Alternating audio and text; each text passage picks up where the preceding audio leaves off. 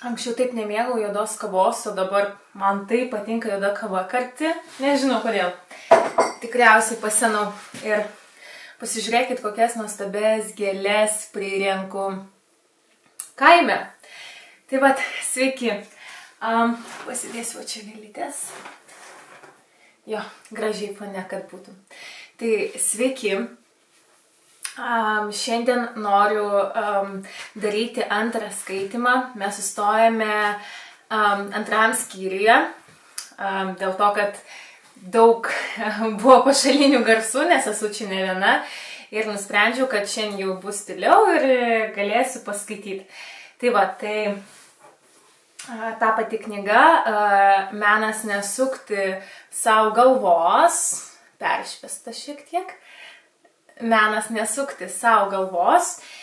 Ir pirmasis skyrius buvo apie meditaciją, apie nebemedituokite.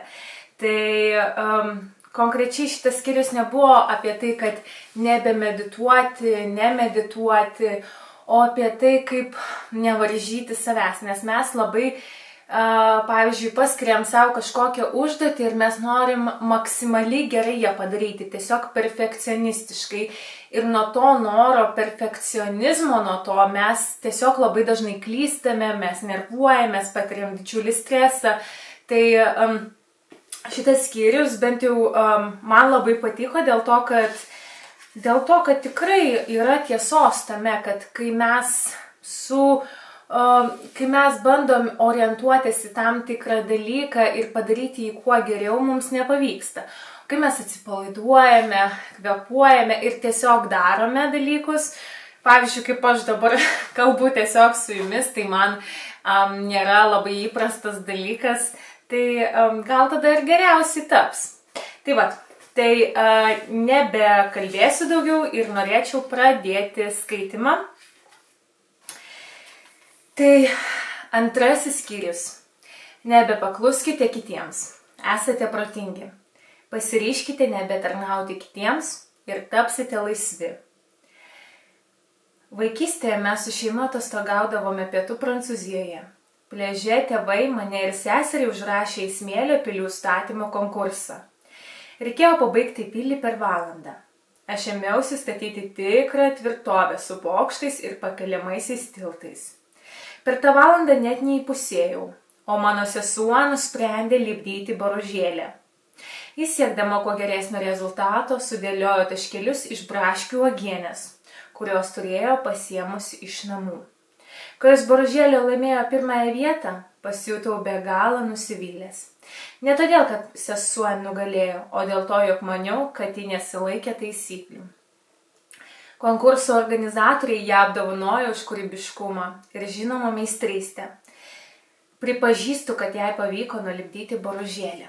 Ši istorija ateina į galvą, kai tik mane užvaldo pagunda aklai, be jokių išlygų laikytis taisyklių, pakliuvusi jų spastus. Tai man nustatytos arba dar dažniau mano paties savo nustatytos taisyklės, kurias vadinu įpročiu. Jų vergu aš be reikalo tampu. Manau, kad elgiuosi tinkamai, bet aiškiai nematau situacijos. Tai, ką darau, yra absurdiška. Dažnai atrodo, kad būti paklusniam lengvas sprendimas, padedantis mums būti atsargiems, nes taip pasitraukime kitiems iš kelio. Nebebijome nusuklysti, nes esame įsitikinę, kad griežtai laikydamėsi instrukcijų viską atliksime gerai. To nesuvokdami mes imame tarnauti kitiems. Kartais šiek tiek pabambame, bet vis tiek taip elgiamės.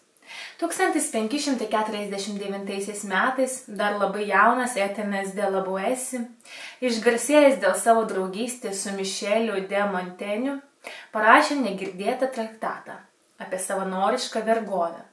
Šis nuostabus kūrinys ištisus amžius buvo pamirštas. Galiausiai nesmurtinio pasipriešinimo pradininkas Mohandas Gandis jis iš dalies atgaivino. Knygoje De la Boétie pateikė netikėtą klausimą. Kodėl žmonės taip lengvai atsisako savo laisvės, kad paklustų kitiems? Autoriaus teigimu, viena iš priežasčių yra baimė netekti savo galios detalės. Šis klausimas dėja neprarado aktualumo ir šiandien. Tirono despotijos įrankiai, gausybė mažų tironėlių, kurie be abejo yra kankinami ir kartu patys kankina. Mumise tūnantis pataikūnai vykdo įsakymus ir nenori išsišokti. Prisitaikėliai susivaldo, tarnauja šeimininkui arba daugumai, besąlygiškai vykdo jo norus, nes jiems tai naudinga. Bent jau gali laikyti nepastebimi, ištirpti minioje. Pataikūnai paklūsta, nes nenori rizikuoti ar apsikvailinti. Jie priima kritiką ir yra savikritiški. Prisitaikėliai įsitikinę, kad vienintelis jiems bei visuomeniai tinkamas sprendimas tarnauti, išsižadėti, sekti kitais. Taip jie net pamiršta, kad giliai viduje trokšta ištarti ne, susidūrę su absurdiškais įsakymais. Tačiau tikrai jaučiame, kad kai paklūstame nesiginčydami, nesuprasdami priežasties, net nesutikdami su teigiama pozicija, mes užgniaužiame, slopiname save, o tai trukdo mūsų protui atsiskleisti. Norime pasakyti ne, bet kažkas mus laiko, galbūt išsilavinimas ar nusibrėžti rėmai. Maži žmogučiai nuo pat gimimo raginami lįsti į savo kiautą, o ne prisiimti laisvę. Mokykloje jie mokomi taikyti sukurtas taisyklės. Jiems į galvas grūdamos būtinos žinios, padėsiančios įsilieti į darbo rinką. Nemokama nei mąstyti, nei būti žmogiškiams, tik atkartoti atmintinai išmoktą medžiagą per kontrolinius darbus ir egzaminus. Mūsų švietimas neatsižvelgia į chaotišką mūsų pasaulį. Ateis laikas, kai jame kiekvienam teks keisti profesiją arba gyvenamąją vietą, labai greitai tobulėti savo profesinės veiklos srityje ir prisitaikyti prie sparčiai kintančių 21 amžiaus gyvenimo sąlygų. Gyvename tokiu laikotarpiu, kai ypač svarbu gebėti suvokti padėtį, kad galėtume patys mąstyti, kelti klausimus, skaityti, o ne vien paklusti taisyklėms, kurios labai greitai keičiasi. Gyvenime būtina mokėti verstis. Užuot spaudus žmonės į visuomenės rėmus, reikia juos išmokyti mąstyti ir būti laisvus. Tai būtų ne tik žmogiškiau, bet ir veiksmingiau. Painiojame mokymą su spraudimu į rėmus. 4 metų vaikams net šokinėjimo ant batuto pamokėlės virsta technikos mokymosi kursu, kuris išbaigiamas vertinant jų gebėjimus. Tai tampa kova, varžybomis. O patiriamas malonumas ir galimybė atsiskleisti lieka tik papildomais aspektais. Svarbi ne asmens galimybė atsiskleisti, o konkretus rezultatai. Esame tokie pat, kaip tas mažas berniukas pliaže. Manome, jog gerai darome, bet renčiame nesėkmės pamatus. Nebeįstengiame žvelgti plačiau ir įsivaduoti iš savo rėmų, į kuriuos esame įsprausti. Tiksliau patys save įspraudžiame. Tačiau šie rėmai nėra siauri. Taisyklės nėra tokios griežtos, kaip manome. Žinoma, kartais rizikinga peržengti rėmus ir pasukti naujų kelių. Tačiau gerai pagalvojus, visi tam tikrais gyvenimo momentais savyje esame atradę tokių galių, apie kurių egzistavimą net neįtarėme. Tokių gebėjimų, kurio nemetūri. Tokiais atvejais patys savo atsiskleidžiame, panašiai kaip pirmą kartą į vandenį įmestas šunytis, kai jam paaiškėja, kad geba plūduriuoti vandenyje ir net plaukti. Mes sužibame, kai kasdieninėse iš pirmo žvilgsnio banaliuose situacijose įveikiame save, nes leidžiame pasireikšti savo protui, o jis drįsta tai padaryti. Tokių situacijų yra patyrę didieji mokslininkai ir menininkai. Jie juose įveikia save. Šią savybę kiekvienas iš mūsų gali išlavinti. Albertas Einšteinas, nusprendęs sulaužyti to meto mokslo taisyklės, sukėlė revoliuciją fizikoje. Jis elgėsi valdomasis savo nuožiūrą, o ne taip, kaip buvo nurodyta. Būdamas laisvas akademikas sukėlė perversmą mokslo pasaulyje. Kai obuolys nukrito Izaokui Niutonui ant galvos, fizikas ryžasi nukrypti nuo išminto kelio, kuriuo jis galėjo patogiai eiti, kaip ir dauguma to meto mokslininkų. Išsivadavęs iš taisyklių, Niutonas suformulavo visuomenės traukos dėsnį. Vasilijus Kandinskis, stovėdamas priešais Klodo Monė paveikslą, kurio siužeto neprisiminė, šieno kupetą, pajuto tapybos galią, kurį jį išvadavo iš paties susikurtų suvaržymų bei schemų. Ką tokio padarė Einšteinas ar Kandinskis, ko mes šiandien nebegalime padaryti? Jie išsivadavo iš tramdomųjų marškinių, atsisakė paklusti galiojančioms taisyklėms.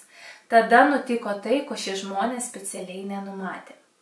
Mano senelė gamindavo patį skaniausią sūrio pyragą pasaulyje.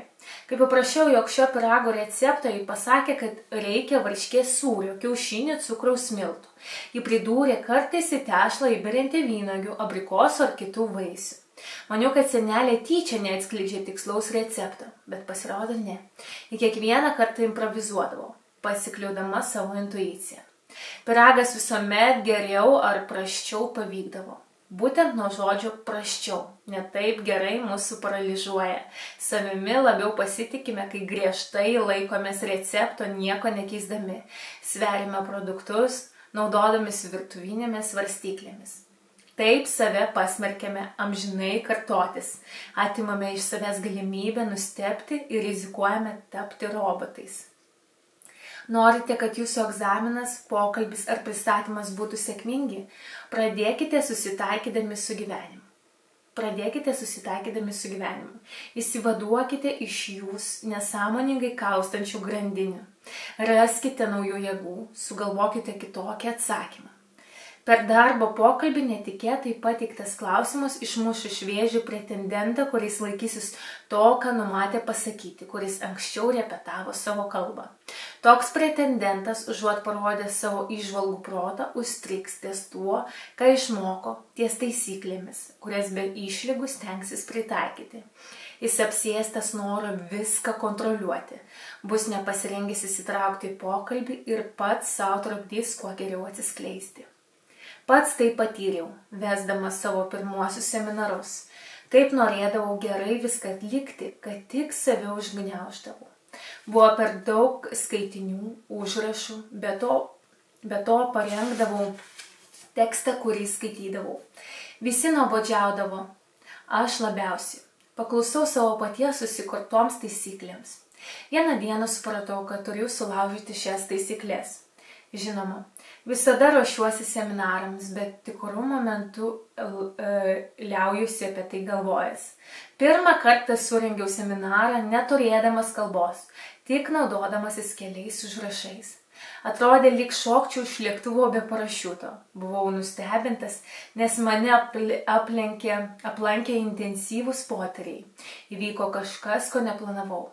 Pradėjęs susitaikyti su gyvenimu ir pasitikėti savimi, pagaliau įpučiau gyvybės savo seminarams. Dažnai svarstau, kodėl ir toliau paklūstame dažnai absurdiškoms taisyklėms, smulkmeniškiams reikalavimams, kurie mus varžo ar trukdo žengti į priekį. Be abejo, manome, kad jie yra mus nuo chaoso sauganti užkarta. Žinoma, tai tiesa. Esu tikras, kad negalime gyventi neturėdami taisyklių. Žmogus yra kūrybingas arba gyvybingas ne dėl to, kad nuolat priešinasi visoms taisyklėms. Neginčiju, kad pasitelkiant revoliucinius judėjimus buvo įvestos dar griežtesnės taisyklės nei tos, kurias tokiais judėjimais siekta panaikinti. Demonstracijose dalyvaujantis riaušiniai mano esantis laisvi, nes smurtiniais veiksmais laužo taisyklės. Bet jie klaidingai supranta tarnavimą, jie lieka savo pačių stereotipų vergais. Dauguma taisyklių ne tik skatina socialinę sanglaudą, bet yra reikalingos mums patiems. Turbūt niekas nesiginčytų su tuo, kad reikia laikytis grafikų, atlikti užduotis, gerbti save ir kitus. Iš tiesų kyla klausimas, kokių taisyklių turime laikytis, savo pasirinktų ar ne. Ar taisyklių laikomės dėl to, kad bijome rizikuoti, arba atkreipti į save dėmesį ar visiškai sąmoningai. Noriu pabrėžti tai, nes mano raginimas susitaikyti su gyvenimu nereiškia, kad galima daryti ką užsigeidus. Priešingai, visiškai neprotinga laikytis tokių taisyklių, kurios leidžia daryti, ką tik tu nori. Neraginu elgtis taip kvailai, kaip riaušininkai, verčiau kliauti savo protu ir tikėti, kad mums reikia tik išmokti iš naujo atrasti. Neskatinu griebtis anarchijos, gyventi neturint apynasrio. Futbolininkas įmušdamas fantastišką įvartį nepažeidžia žaidimo taisyklių, kurias puikiai išmano. Jis vadovaudamas šiomis taisyklėmis geba sukurti savo žaidimo strategiją. Taip gimsta talentai. Talentingi žmonės išdrįsta atlikti netikėtą veiksmą, todėl atrodo, kad jie atiduoda viską. Kai mes su seserė dalyvavome smėlio pilių statymo konkurse, ji nestatė namo iš popieriaus dėl to, kad smėlis jai nepatinka arba kad gali su juo išsipurvinti. Mergaitė laikėsi žaidimo taisyklių, bet jas interpretavo kūrybiškai, kliaudamasi savo protu. Ji peržengė rėmus, bet ne tiek, kad būtų pašalinta iš konkurso. Taip, nevėluoju susitikimus, moku mokesčius, nevažinėju zuikio metro, rengiu savo kalbas laikydamasi šių taisyklių, išlaisvinu protą. Žaidžiu pagal visuomenės sukurtas taisyklės, bet išlieku budrus, kad netapčiau jų vergu ir nesileisčiau įtraukiamas rutinos, kuri man trukdytų gyventi. Paklustu šioms taisyklėms. Jomis vadovaujasi, bet stengiuosi neįkliūti į savanoriškos vergystės spąstus. Susitaikau su gyvenimu. Tai yra leidžiu savo sukurti visiškai naują gyvybingą santykį su taisyklėmis ir drausme. Nebepaklūstu taisyklei vien dėl to, kad tai taisyklė. Priimu ją tik tuo atveju, jei ji mane išlaisvina. Jeigu taisyklė suvaržo, stengiuosi ją išanalizuoti. Meditacija. Visų pirma, moko atrasti turimus gebėjimus, kuriuos pasitelkę galėtume protingai reaguoti į situaciją. Todėl mano propaguojama meditacija yra etika. Iš mūsų reikalavimo mokėti elgtis kiekvienoje situacijoje ir atrasti tikrą savo santykį su tą situacija. Atsikratyti taisyklių naštos, atsisakyti savanoriškos vergystės, skatinančius visokią tironiją. Asmeniškai man pakenkė laikymasis pas išminties mokytojus, kurie tvirtino gali nurodyti, ką reikia daryti. Pažinau tokių mokytojų, ieškodamas kelio į laisvę. Kai kurie jie man paliko įspūdį, nes jie patys buvo iš esmės laisvi. Bet turiu pripažinti, kad jų sukurtose grupėse tokios laisvės stigo. Grupės nariai laikėsi mokytojų taisyklių ir savo norų jam pakluso. Kartais jie prisiklausė uždegančių dvasingų jo kalbų, net įtikėdavo esą išrinktieji. Mačiau, kaip aplinkai kurios mokytojus telkėsi mokiniai, kurie po truputį prarasdavo savo gyvenimo kontrolę. Paklusdami jie netekdavo pasitikėjimo savo pačių galiomis. Kiekviename žingsnėje klausdavo mokytojo patarimo, o šis jiems pasakydavo, kaip reikia teisingai pasielgti. Taip galiausiai jie pamindavo savo pačių protą. Tų mokytojų negalima laikyti niekšais, kai kurie jų buvo dosnūs ir teisingi, bet visi jie paverždavo tikrąją mokinių laisvę. Negalima išmokti būti, mylėti, priimti pačius svarbiausius mums sprendimus, atsiduodami kito valiai. Iš esmės, joks žmogus negali patarinėti kitam žmogui. Visi esame skirtingi, kiekviena situacija yra vis kitokia, tad kiekvienam tenka galvoti pačiam.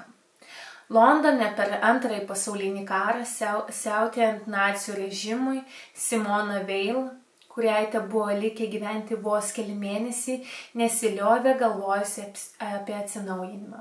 Tada ji parašė veikalą Užrašai apie bendrą politinių partijų priespaudą. Šiame veikale tyrinėtoja lygina priklausymą partijai su priklausymu bažnyčiai. Jos įsitikinimu abiem atvejais paminamas protas ir teisingumas.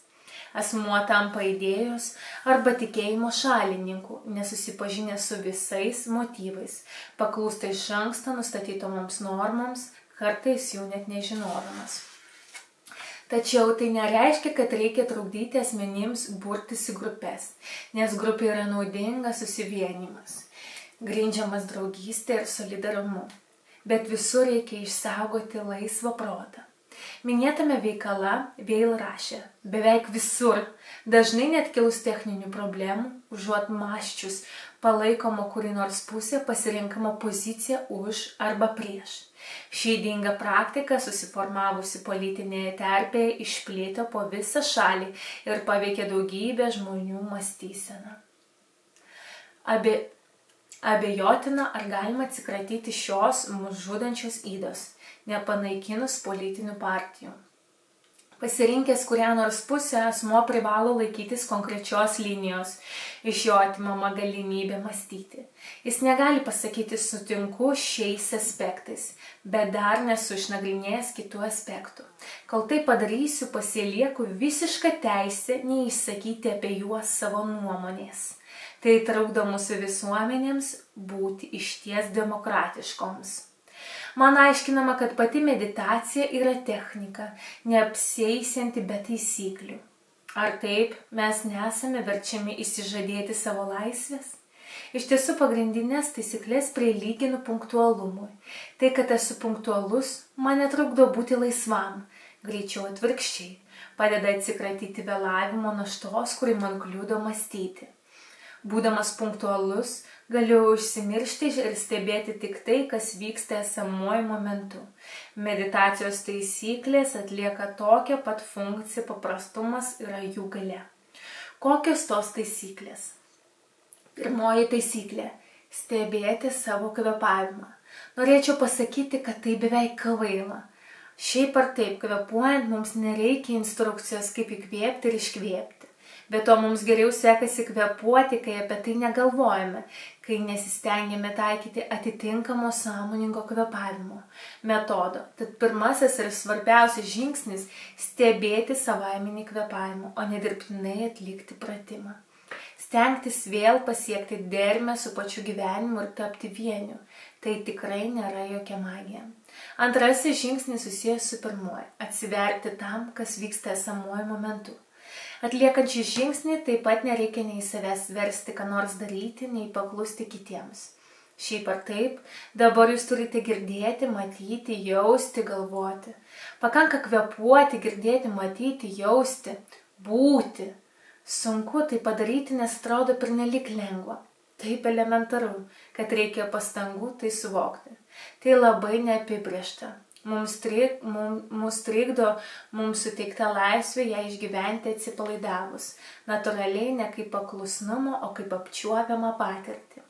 Laikydamas iš šios taisyklės galiu susiaurinti savo dėmesio lauką. Taip man yra lengviau susitelkti tai, kas vyksta esamuoju momentu. Varielas, susipažindamas mane su praktika, davė pirmąjį patarimą. Jis nupiešė vaizdą, kurio niekada nepamiršau. Įsivaizduokite, kad esate laboratorijoje ir susidomėję pro mikroskopą stebite viską, kas vyksta. Jums neturi pavykti, jūs tik stebėtojas. Mikroskopas yra taisyklė, jūs turite galimybę sutelkti dėmesį. Nejudate, sekate savo kvėpavimo, o svarbiausia tai, kad taip jūs laipsniškai atsiveriate didesniems dalykams. Todėl meditacija yra esminis veiksmas. Medituodamas susitaikau su gyvenimu ir išsivaduoju iš mane varžančių taisyklių, ypač tų, kurias dažniausiai pats nusistatau, nors kiti iš manęs nieko nereikalauja. Tai nėra pratimai, iššūkis ar instrukcijos. Tokia meditacija negali pavykti arba nepavykti. Jei skiri 15 minučių, pusvalandį, kitą kartą daugiau laiko. Tuo metu atidėjęs visus kasdienius darbus į šalį, leidžiuosi į nuotykį. Liaujuosi norėjęs medituoti, nebepaklaustu kitiems, nieko nedarau. Visa mano diena įgauna naują skonį. Svarbu pasitikėti savo protu. Šios patirties dažnai nesureikšminame, atsisakome bent šiek tiek pasitikėti tuo, ką jaučiame. Meditacija man padeda pažadinti savo intuiciją, kuriai reikia tik sudaryti sąlygas skleistis. Tai galiu pasiekti sutikdamas iš anksto nežinoti, kas įvyks, atsiverdamas tam, kas nenumatyta ir atskleisdamas savo protą, susitaikydamas su gyvenimu. Toks mokymasis niekada nesibaigia. Klystame dėl laisvės, nes kad ir ką bedarytume, niekada nebusime nei visiškai laisvi, nei visiškai paklusnus. Visi esame pakeliui į laisvę. Tas kelias yra nuostabus. Šiuo keliu einu jau daugelį metų. Nors jau užaugau, kartais jaučiuosi tarytum tas mažas berniukas, kurio prašė pastatyti smėlio pilį ir kuris pastatė ją tokią, kokią mokėjo. Štai ir baigėsi antrasis skyrius.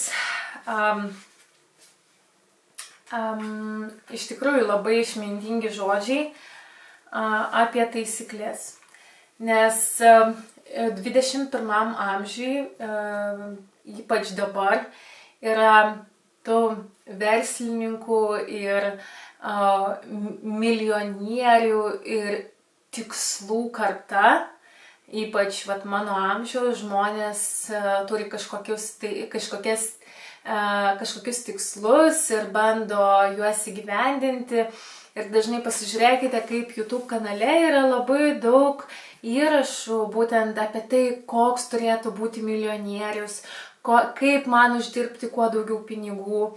Ir ten labai dažnai kalbama, kad reikia atsikelti 6 ryto, reikia būtinai pasportuoti, reikia būtinai valgyti skanius ir gerus pusryčius, reikia skaityti bent 2 arba 3 knygas į mėnesį, reikia investuoti, reikia ir, o čia labai mūsų atsiprašau, ir reikia.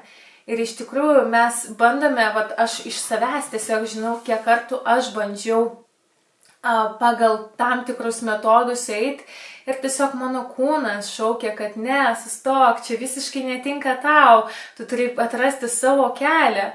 Tai čia kalba būtent apie tai, kad mes kiekvienas žmogus turime praeiti savo patirtį. Taisyklės yra gerai, bet jos neturėtų apibrėžti visą mūsų gyvenimą. Tai turėtų būti tik kaip rodiklis, kur eiti, bet tu gali eiti ir per gražiausias pievas, per laukus. Įsivaizduokim, kad tai yra kaip, taisyklės yra kaip žemėlapis, ten tarkim keliauti link Amerikos, taip, arba link kokios Kinijos. Bet yra įvairiausių kelių, mes galim pasirinkti kelią per didžiausius miestus, mes galim pasirinkti patogiausią kelią, mes galim pasirinkti nepatogiausią kelią ir patirti labai daug nuotykių. Tai čia kalbama apie gyvenimo improvizaciją, kurios mums kartais labai trūksta gyvenime, nes mes tik bandom save suvaržyti įvairiom taisyklėm.